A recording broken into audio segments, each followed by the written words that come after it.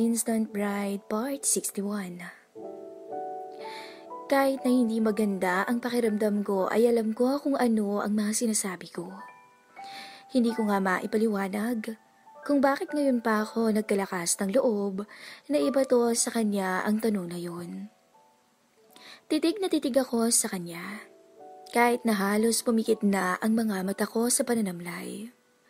Gusto kong marinig ang sagot niya kahit na walang kasiguraduhan kung ano ang sasabihin niya. What do you mean? Tanong niya sa akin, dahilan para matigilan ako. It wasn't the answer I was hoping to hear.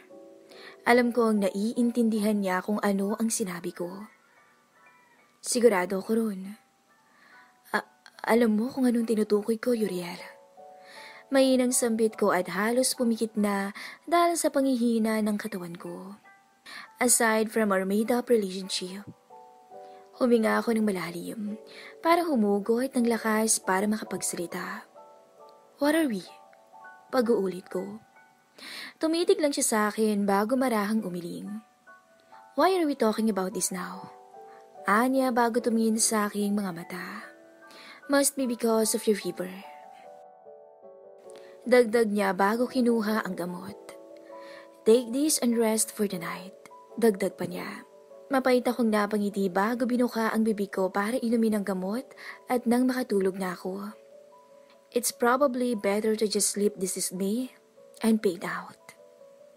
Siguro kinabukasan ay wala na to. Sinubukan kong ipikit ang mga mata ko at nang makapagpahinga na ako. Pero hindi ko magawa. Dahil nagpupumilit ang isip at puso ko na manatiling gising. Nakumprontahin ang pagkadismaya at damhin ang pagkapang nito sa sistema ko. I was hoping he would at least try to talk it out.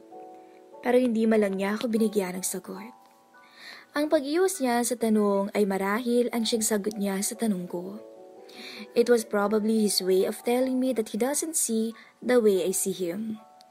It was his way of putting me back on my track and remind me of my place. Masakit mang isipin, pero kailangan kong tanggapin na hanggang isa lamang akong bayaran na tao sa paningin niya. Ayoko sanang pansinin kung paano siya tumugon sa akin. Pero hindi mawala sa isip ko kung paano saglit na nablangko ang mga mata niya bago siya umiling. Inaasahan ko na ang ganong sagot mula sa kanya. Pero hindi ko pa rin mapigilan ang pag-iinit ng magkabilang sulok ng mga mata ko. At bago pa man namuo ang aking mga luha, ay mabilis na akong tumalikod sa kanya at nagtalokbong ng kumot. At doon inilabas ang bigat ng nararamdaman. Tahimik kong hinayaan ang mga luha ko na maglandas sa aking magkabilang pisngi. Pilit kong pinigilan na makagawa ng ingay. Kaya bago pa man kumawala ang mga hikbi sa aking bibig, ay humugot na ako ng malalim na hininga at dahan-dahan tong binuga kasabay ng pagpikit ko. Sana sa pagising ko ay wala na to. Sana makalimutan ko na to. Ang sakit, ang pagkadismaya at bigat. Sana kinabukasan ay magaan na ang pakiramdam ko. Pero kung anong gaan ang katawan ko ay siya namang bigat ng dibdib ko. Akala ko makakalimutan ko na ang naging usapan namin. Pero hindi pala. Hindi nawala kahit ni isang detalye ng naging pag-uusap namin. At ang mas malala pa, ay mas lalo lang tong tumindi. Tumingin ako sa espasyo sa tabi ko at mapait na napangiti. Mabuti na lang at hindi ko naabutan si Uriel ang magising ako. Dahil paniguradong hindi ko alam kung ano ang gagawin ko. Hindi ko siya kayang harapin kahit nagustuhin ko man. Nahihiya ako na ewan. Hindi ko maipaliwanag. Basta ang malinaw lang sa akin ay ayaw ko na muna siyang makita. Maya-maya pa'y nagdesisyon na akong bumangon at magtungo sa banyo para maligo.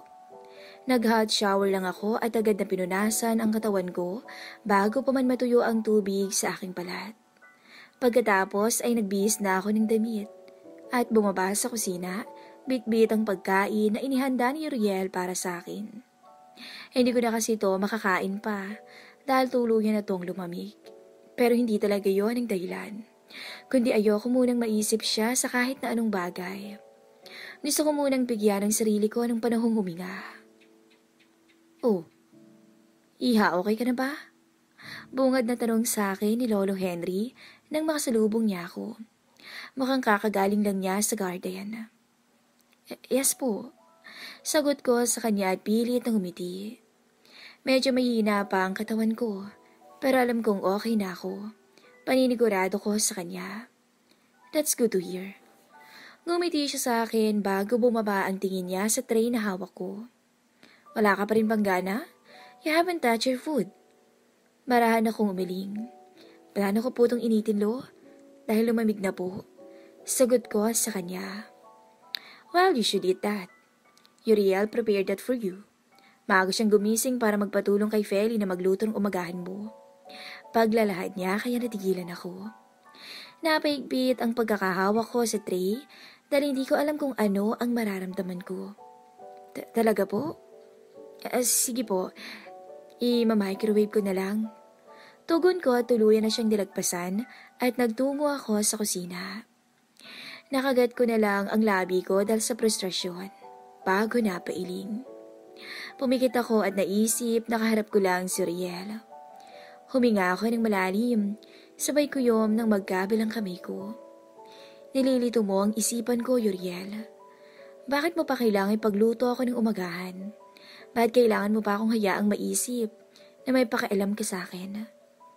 Pakiusap. Huwag mo akong igulong sa ilusyon na baka may gusto ka rin sa akin. Pagkatapos kong initin at kainin ang pagkain niya na kulang sa timpla ay nagdesisyon akong pumunta sa sala para libangin ang sarili ko sa panonood ng TV. Pero dahil hindi ako makarelate sa pinapanood ni Lolo Henry, ay naisip kong bumalik na lang sa kwarto ko para humiga. Pero naudlot yun nang biglang dumating si Logan. Mabilis tong lumapit kay Lolo Henry at nagmano. You called me. Tanong niya rito bago bumaling sa akin at ngumiti. Hey, Christine. Hey, tugon ko sa kanya at pilit na ngumiti. Are you okay? Mabilis na tanong nito. She had a fever but she's fine already. Tugon naman ni Lolo Henry. Uriel took care of her last night. I see. Sambit nito at marahang tumango-tango. You shouldn't let yourself get sick, Christine. It was unexpected. Sagot ko. Sino ba naman ang gustong magkasakit? Dagdag ko pa at pilit ng umiti. She's right. Segunda ni Lolo Henry bago to tumayo. Iha, I'll have to talk to Logan about something, so if you don't mind me excusing him. Mabilis akong umiling. Wala pong problema, Lo. Wala rin naman po kaming pag-uusapan. Tugon ko. Tumango lang sa akin ang matanda at sinenyasan si Logan na sumunod sa kanya. Nang magsimula silang umakyat sa hagdan, ay nanood na lang ako ng palabas. Pilit kong nilibang ang sarili ko. Sinubukan kong ituon ang atensyon ko sa pinapanood ko pero hindi ko magawa. Uriel's words kept on echoing inside my head. At sa bawat pagkakataong naaalala ko ang mga sinabi niya, ay bumibigat ang dibdib ko. Matapos ng ilang minuto, ay nakita ko na si Logan na bumaba sa hagdan ng mag-isa. And that's when I suddenly got an idea. Mabilis akong tumayo at humarang sa dadaanan niya. May iba ka bang pupuntahan ngayon? Bahagyang kumunot ang noo niya. At bakit? Kung wala, can you take me with you? Take me anywhere. Direktang sambit ko. Alam ko ang kapal ng pagmumukha ko na gamitin siya para lang i-distract ang sarili ko, pero wala na akong ibang choice. He's the only one I know who can help me. Is there something wrong? Tanong niya sa akin. Hindi ako nagdalawang isip na tumango. Pero, pasensya ka na't hindi ko masasabi sa'yo Sabi ko bago pa man siya magtanong. I just want to get distracted, Logan. Please, tulungan mo ko. Tumingin siya sa mga mata ko bago marahang tumango. You don't have to beg me, Christine. I'll do anything you ask me to. That's how weak and soft I am when it comes to you. Sagot niya. May kung anong kirot akong naramdaman sa dibdib ko nang marinig ko ang sinabi niya. Thanks. Maikling sagot ko. Can you wait for me for a few minutes? Magbibihis lang ako. Take your time, Tintin. Mabangasar niyang sambit at inirapan ko na lang siya. So, where do you wanna go? Tanong sa akin ni Logan pagkapasok niya ng sasakyan. Galing pa siya sa loob ng bahay para ipagpaalam ako kay Lolo Henry. Tell me a place and I'll take you there. Agad niyang binuhay ang makina ng kotse sabay tingin sa akin. Anywhere. Tipid ko ang sagot. Take me anywhere fun, Logan. That's all I want. But anywhere isn't a place. Anya bago ngumisi sa akin. Should I decide for a place to go? Question niya. Better. Okay, hangon tayo, Tintin. Mapangasar pa niyang sabi. Stop calling me that. Hindi ko napigilang mapanguso sabay iwas ng tingin para itago ang namumula kong pisngi. Make me. Anya tumawa bago pinaandar ang sasakyan. Inirapan ko lang siya bago ko binaling ang tingin ko sa labas ng bintana. At kahit hindi ko siya tinitingnan, ay alam kong tumitingin-tingin siya sa akin. Matapos ang ilang minutong pagdadrive, ay bigla siyang tumigil, kaya napatingin ako kung nasaan na kami. We're here, at our first stop. Anya bago na unang bumaba. At the park. Dagdag niya, kisabay ng pagbubukas niya ng pinto sa gawi ko. Bumaba lang ako at inilibot ang tingin. Maraming tao sa park, kahit natirik ang araw. Maya-maya pa hinawakan ni Logan ang kamay ko at marahan akong hinila papunta sa isang direksyon. Hindi ko natapos ang sinasabi ko nang uminto kami sa harap ng sorbetero. You like ice cream, right? Nakangiti niyang tanong. Mango? Kumunot ang noko. How did you know? Just a guess. Anya sabay kibit ng balikat. Cone or cup? Cone. Sagot ko na lang at pinagmasdan ko siyang bumili. Pagkakuha niya ng 2 apa ng ice cream ay agad niya akong sinabihan na sumilong kami sa lilim ng puno. Pagkaupo namin sa konkretong upuan ay inabot na niya sa akin ang ice cream ko. Why here? Tanong ko sa kanya bago sinimulang dilaan ng ice cream. Because I know you need some ice cream. Tugon niya kaya napatingin ako sa kanya. Sinalubong niya ang mga titig ko. Ice cream helps with problems, you know? Problems? Wala. Don't lie to me. Putol niya sa sinasabi ko. I can tell you're carrying something heavy right now. Hindi ako nakapagsalita. I was caught off guard. I don't. Paninindigan ko. But it's not buying yet. Tumitig lang siya sa akin hanggang sa tuluyan na akong sumuko. Marahan akong tumango sa baybuga ng hangin. Fine. Tama ka. Pag-amin ko, I need something to clear my mind. Is it because of Uriel? Nanlaki ang mga mata ko. I froze for a moment before lowering my gaze.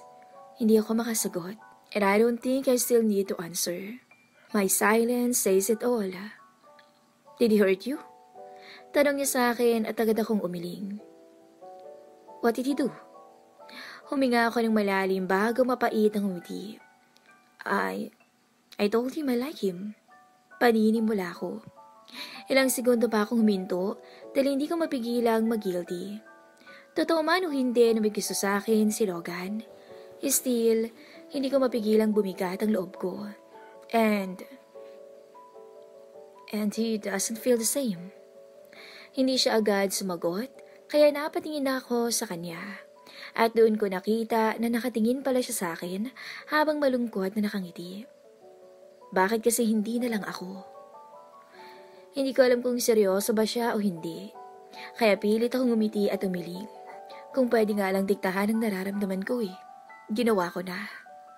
You can't dictate your heart what to feel, but you can teach it. Sagot niya bago inabot ang kamay ko at marahang pinisil. Ako na lang kasi, Christine. I can love you more than you deserve. I can give you so much love that you will never ever think of asking it from me. Are you being serious? Tanong ko sa kanya habang nakatingin ng diretso sa mga mata niya. Damn serious. Mabilis niyang sagot. I like you. No, I love you dati pa. Dati? Kunot na akong tanong. Kahit ngayon lang. Piliin mo naman ako. Sambit niya bago dinala ang kamay ko sa pisngi niya. And I will make sure you will never regret loving me. I swear to God, I will never break your heart. That I will never make you cry in pain. Hindi ako agad nakasagot. Hindi ko alam kung ano ang sasabihin. I feel so lost. Logan, huminga ako ng malalim para makapag-isip ng maayos. Pilit kong piniga ang utak ko para makapili ng tamang mga salita na sasabihin. Pero hindi ko magawa. Binawi ko ang kamay ko mula sa pagkakahawak niya. Bago ako malungkot ng umiti sa kanya at marahang umiling. So sorry. I'm really sorry. Hindi ko kayang ibigay ang hinihingi mo. Mapait siya ngumiti bago marahang tumango. Siya at siya rin pala talaga. Sorry. I'm really sorry. Hindi ko kayang ibigay ang hinihingi mo. Mapait siyang ngumiti bago marahang tumango. Siya at siya rin pala talaga. Bulong niya bago tumayo at nagunat ang katawan. Kahit kailan talaga ay wala akong binatbat sa kanya. Dagdag niya bago nilahad ang kamay sa akin. Ready for our next stop? Logan, hindi ko may paliwanag pero parang dinudurog ang puso ko. It's fine, Christine. I promise to take you anywhere, didn't I? Tara na. Kinuha niya ang kamay ko at pinatayo ako. Just pretend you didn't hear me plead for your love. Dagdag niya at kinindatan ako. I couldn't stop my heart from breaking. I know how painful it is to have your love unreciprocated. Yet, I made someone feel the same pain I went through. Billionaire's Instant Bride Part 62. Hindi ko na nagawang maging masaya pa ng mga sumunuhod na oras na kasama ko si Logan. I couldn't help my guilt from eating me up. Naiintindihan ko ang nararamdaman niya, pero ginawa ko pa rin. I still rejected his feelings, and that just made me realize one thing. Kapag hindi ka gusto ng isang tao, kahit pa anong gawin mo, ay hindi na yun magbabago. Did you have fun? Tanong niya sa akin nang makarating kami sa tapat ng mansyon ni Uriel. Nakasindi na ang lahat ng mga ilaw sa paligid dahil tuluyan ng kumagat ang dilim. Pilit akong ngumiti sa kanya at tumango. Yes, thank you. You didn't. Anya bago malungkot nang ngumiti sa akin. You know you can't lie to me. Dagdag pa niya. Siguradong sigurado ang tono niya, kaya hindi na lang ako nagsalita. Ayaw kong isipin niya na wala siyang nagawa. Huminga ako ng malalim bago sumilip sa labas. I think I should get going. Sabi ko sabay pihit ng pinto at lumabas na. Let me come with you. Anya at sinabayan akong maglakad papasok. I have some business with Lolo Henry. Dagdag niya kaya hindi ko na siya pinigilan pa. Nauna akong makapasok sa kanya. Kakahakbang ko pa lang sa loob ay natigilan ako nang maramdaman ko ang isang pares ng mga matang nakatitig sa akin. Nang sundan ko ang direksyon kung saan to nagmumula ay nakita ko si Uriel na nakaupo sa sofa. Nakadikwatro at pinagkrus ang mga braso. Madilim ang kanyang ekspresyon at matalim siyang nakatingin sa akin. Nanunuot sa buto ang mga titig niya. Kaya hindi ko mapigilang matakot at kabahan. Napatras ako ng isang hakbang. Bakit ka humarang sa pinto? Tanong ni Logan sa akin at pabiro ako ang tinulak. Pero natigilan din siya nang mapansin si Uriel na nagmamasid sa amin. Uriel, nandito ba si Lolo Henry? Kasuhan na tanong niya rito bago ito lumapit at makikipagkamay sana naglagpasan lang siya nito na tila ba hindi siya nito nakita.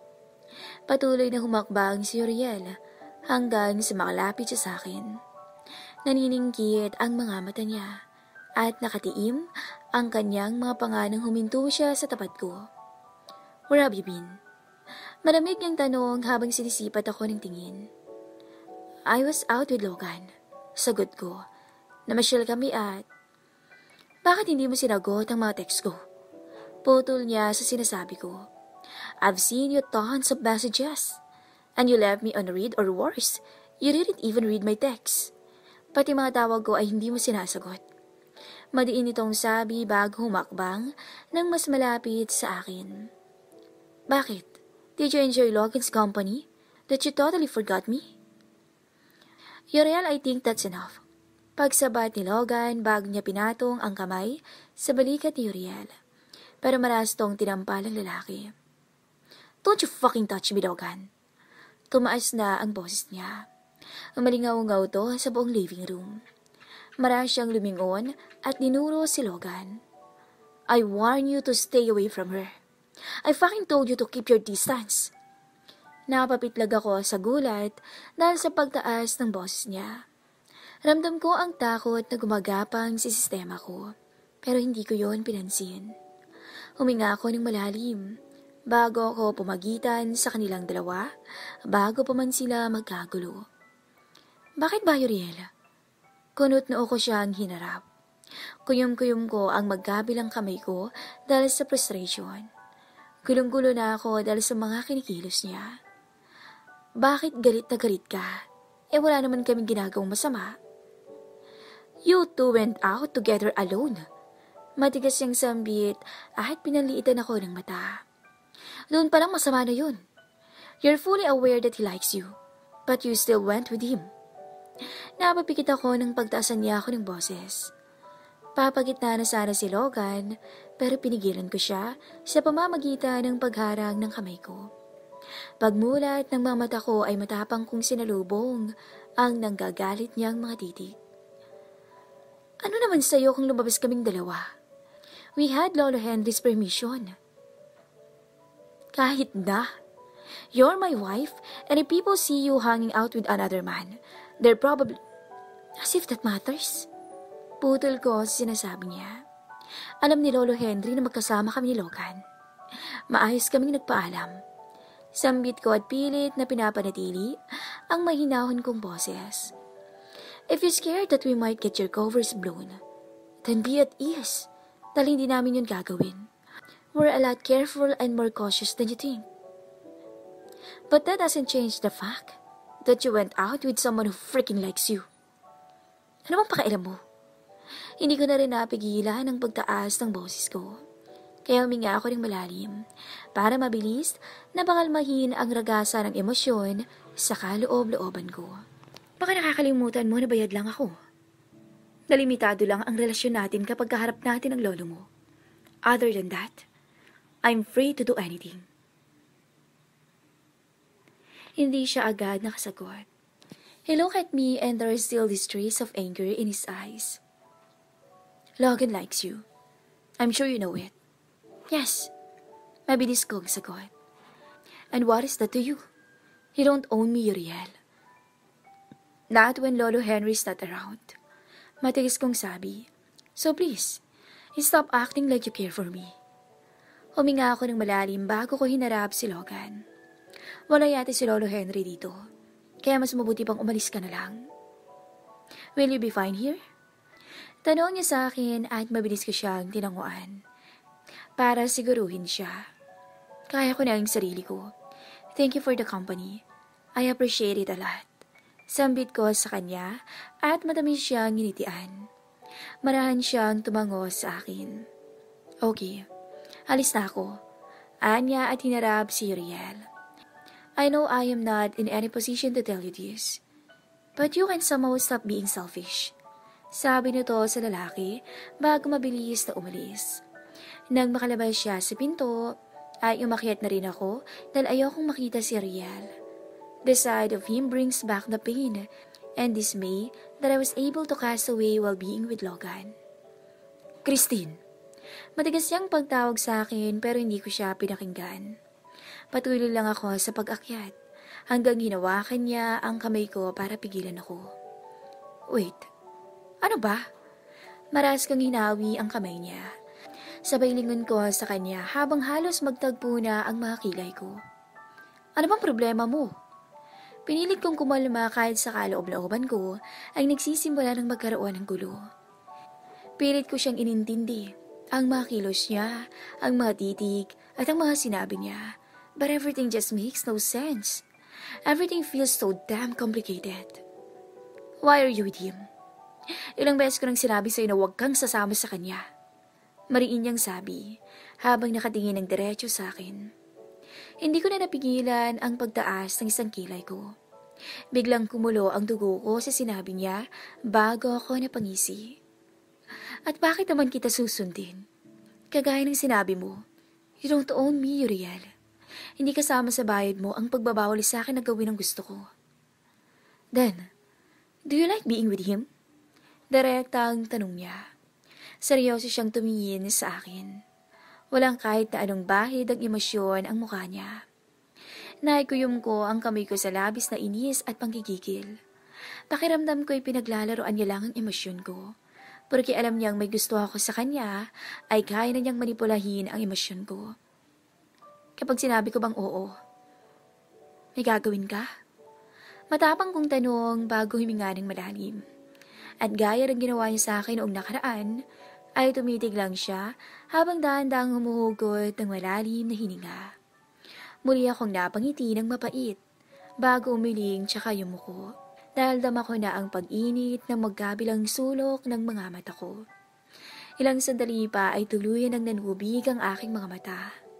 Nagangat ako ng tingin para ipakita sa kanya ang pamumuo ng mga luha ko. Kung paano ito gumulong pababa sa aking pisngi. See? You can't even answer me. Huminga ako ng malalim para sana pigilan ang mga luha ko. Pero mas lalo lang akong naluha dahil hindi ko mapigilang maawa sa sarili ko. Kaya please lang, huwag kang umakto na may karapatan ka sa akin kung hindi mo naman ako kayang panindigan. Pinahid ko ang mga luha sa aking mga mata. Nanginginig ang mga labi ko sa sakit. Gigil, pagkadismaya, at samot-sari pang emosyon na hindi ko na mailarawan. Pero isa lang ang nasa isip ko, ang bigyan ng espasyo ang sarili ko at hayaang makahinga. You got me all confused, Uriel. Sa totoo lang, panimula ako bago marahas na inalis ang maluwang namumuo sa gilid ng mga mata ko. Your actions, the way you look and treat me, the way you care for me, all of those fucking confuse me. They made me think that maybe we're starting to become a thing. That maybe we're feeling the same thing. Pero hindi pala. Huminga ako ng malalim nang maramdaman ko ang muling pagragasa ng luha sa aking mga mata. Ako lang pala. So please, pakiusap ko sa'yo. Bumalik ka na lang sa dati mong ugali para hindi mahirap sa akin kasuklaman ka. Para hindi ako mahirapang baguhin ang nararamdaman ko para sa'yo. Tumangutango ako habang pilit na humingiti. Yun lang, Uriel. Pakiusap. Halos pabulong kong pahabol bago ako tuluyang tumalikod at tumuloy na sa pag-akyat. Mas talo lang ako nasaktan nang hindi man lang niya ako pinigilan. Nang hindi man lang niya hinawakang muli ang kamay ko at ipinaliwanag ang sarili niya. Doon pa lang, alam kong wala na talaga. Napagtanto ko na ako lang ang nakaramdam ng espesyal na koneksyon sa pagitan naming dalawa. He was just in for the fun and thrill, for the heat and pleasure. Beyond that, he wants nothing anymore. And that's probably because his heart still belongs to someone else.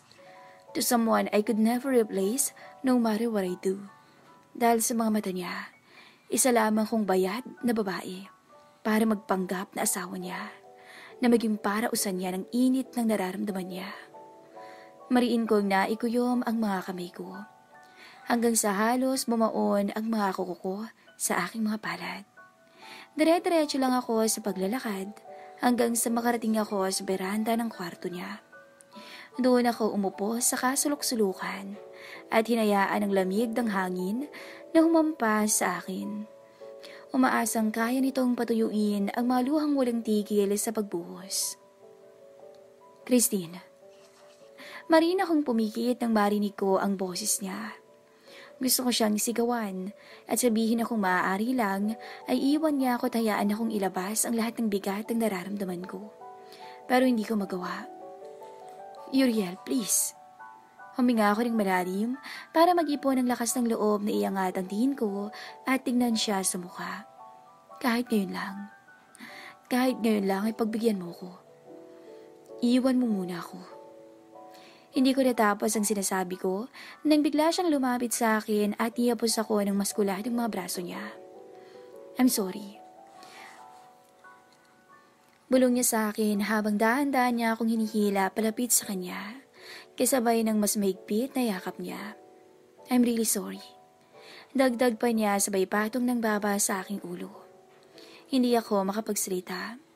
Hindi ko magawang itanong kung para saan ang sorry niya. I'm sorry I made you feel that way.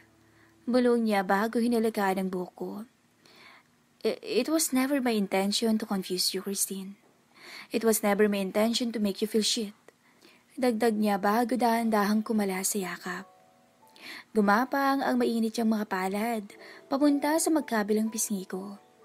Ginabayan niya ang mukha ko para magtagpo ang aming mga mata. At doon ko nakita ang emosyong pinipigilan niya.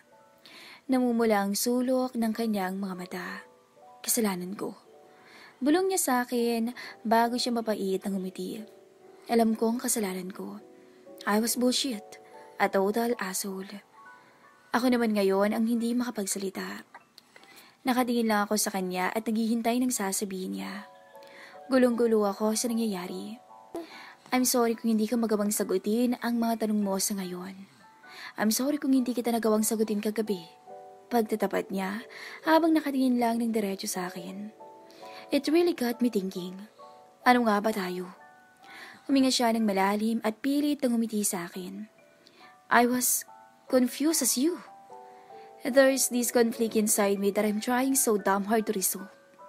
And I'm sorry kung hindi ko magawang ibigay sa'yo ang mga sagot na gusto mong marinig sa ngayon. I'm still trying to process things, Christine. I'm still trying to take a step forward. Tumitig ako sa mga mata niya. Ano sinasabi mo? Kunot noong tanong ko. Ayoko nang mag-assume pa. I want to clear everything. Time.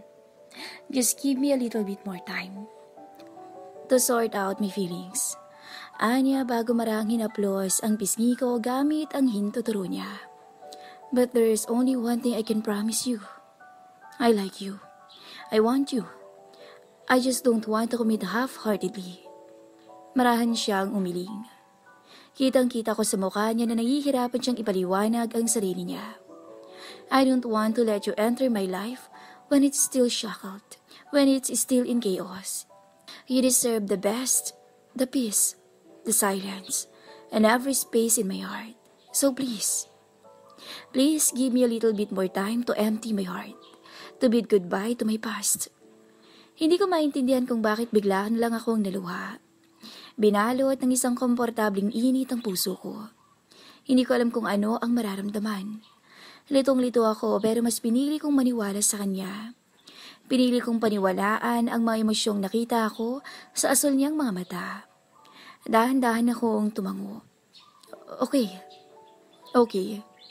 Huminga ako ng malalim nang idikit niya ang noo niya sa akin. I will give you the time you need. I will wait you to be over with everything that has been holding you back. I'll wait for you, Riel. I promise that the wait will all be worth it. I give you my word. Bulong niya sa akin bago dahan-dahang pinaglapit ang mga labi namin. Muli akong humugot ng malalim na hininga, bago pumikit at malugod na tinanggap ang kanyang halik. Alam kong isang sugal ang gagawin ko, pero mas mabuti nang sumugal ako kaysa matalo ng walang ginagawa. At sana manalo ko. Sana hindi ako umuwing luhaan, dahil sa oras na mangyari yun, ay wala nang matitira pa sa akin. I'll be completely drained, and I don't know if I can ever get back again.